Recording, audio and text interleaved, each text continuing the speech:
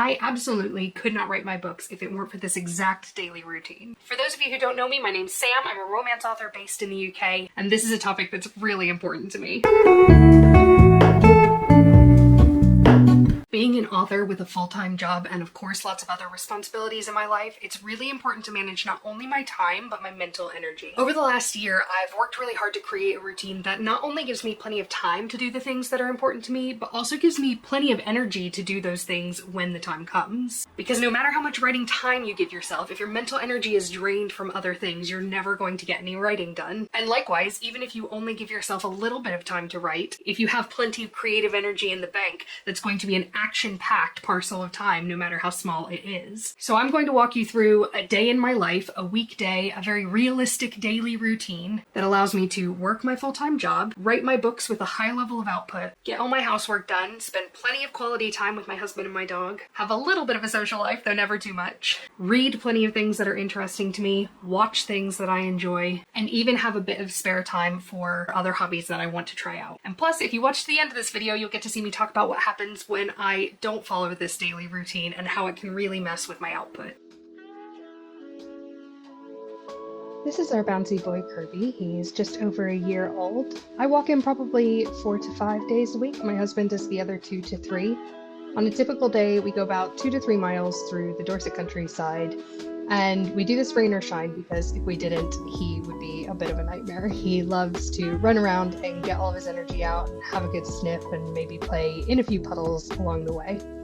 If it's not my day to walk Kirby, I'll usually do a ride on my Peloton instead, but regardless of whether I'm walking him or riding my bike, I'm almost always listening to an audiobook because this is a time of day where I really get to focus in, center myself, and enjoy a story that I'm currently listening to.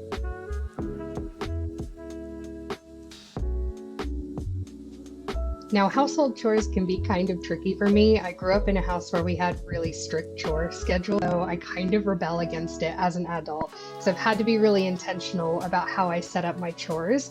My husband and I split the housework evenly, and my only real daily task that I have to do is the kitchen. So I will unload the dishes every morning, and I will do the dishwasher loading every night. So once I've done that in the morning, I'll make my breakfast. I usually have the same thing every morning, but this morning I didn't have all the ingredients that I needed, so I went a little bit rogue, but I think it looked nice.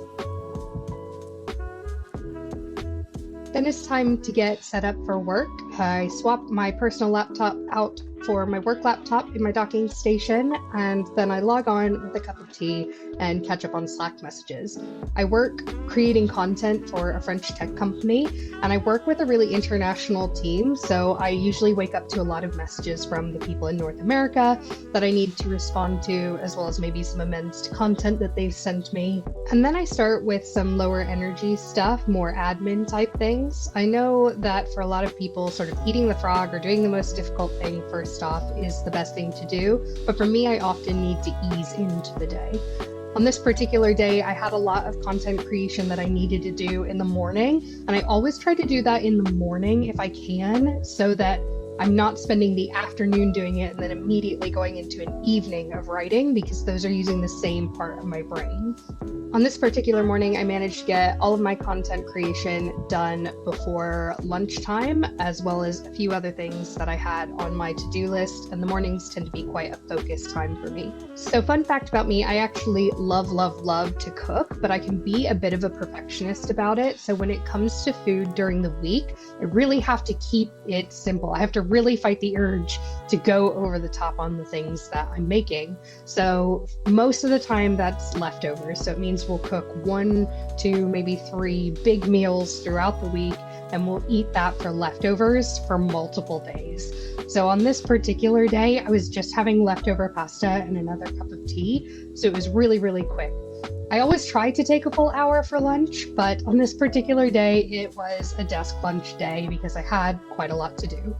Because of how international the team is at the company I work for, a lot of my meetings are in the afternoons, which suits my schedule really well because it means that I'm able to break up the heavy work of the morning and the heavy writing work of the evening that I'll be doing with some more social and collaborative type work, which again uses a different part of my brain, so it means I'm managing things quite well.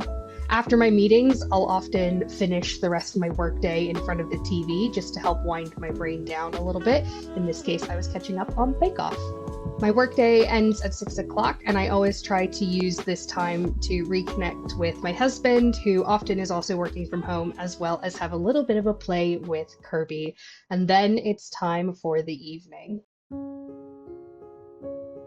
Now, don't sleep on the importance of this lighting change. Because I am working in the same office all day, it's really important that I create a mental distinction between my work day and my writing time, and this lighting is a really, really good way to do that. And just like I did in the morning, I'm then going to swap out my work laptop for my personal laptop in my docking station, which is my brain's signal that this is the thing that we are focusing on now at this part of the day.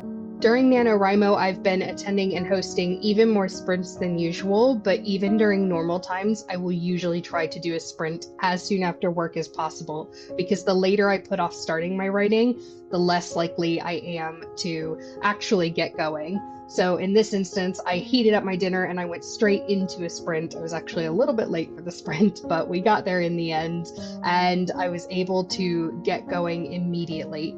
This transition, going as quickly from work to writing as possible, is really, really important for me so that I can make sure that I don't sit down and lose momentum and completely switch off my brain for the day. Because I'm only giving myself a limited time to write, it means that my brain is really focused during that time. And it may be the middle of NaNoWriMo, but actually that pace of just under 2,000 words a day is a pace that's really comfortable for me throughout the year.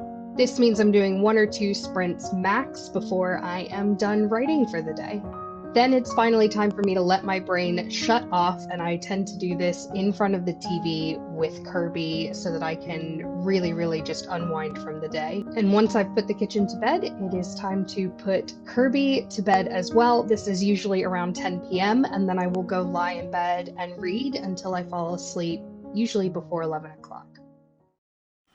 It's Intro Sam again, and now I want to tell you exactly what it's like when I do not employ this daily routine, because the last couple of days, whilst I've been editing that video, I have really fallen out of my routine. And I work really hard to avoid that happening. I do follow this routine very, very consistently in my life, but there were a couple of things that were outside of my control that made it so I had to shuffle around some work and writing things. And let's just say it did not go well. So let me tell you a little bit about what happened and why it was such a disaster for me. So I started a new job back in June that has been really instrumental in making this routine work. The people I work with, as you will have seen during my daily routine, are very respectful of working hours. And so it makes it really easy for me to containerize that part of my life. However, for the first time since I started, something came up that was sort of a fire that I needed to put out outside of my normal working hours.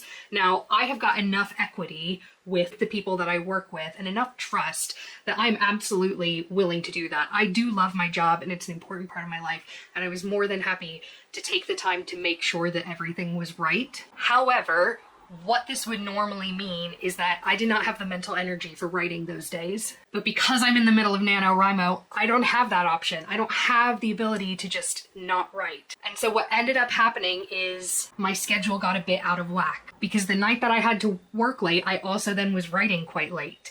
It meant that the next morning I didn't feel ready to do a lot of work in the morning, so instead I did a bit of writing in the morning and then worked a bit later, which meant in turn I didn't want to write again. And by today, when I actually sat down to follow my normal schedule, my mental energy was all out of whack. And by the time I got done with a full work day, I didn't feel like I had it in me to write. And I made myself sit down and write anyway, as I always do when I'm not quite feeling it. But the point is, I didn't want to do it, and if it hadn't been for NaNoWriMo, I might not have been able to make myself do it. Make yourself have external accountability structures to help force you to sit down and write. For example, I'm hosting sprints this evening, which meant that I had to at least sit down at my computer and give the illusion of writing, because other people were going to be doing the same thing with me, and that body doubling gave me the motivation that I needed to actually get those words on the page, and I ended up having a decent output as a result. And above all, make sure that your routine prioritizes not just your time, but also your energy,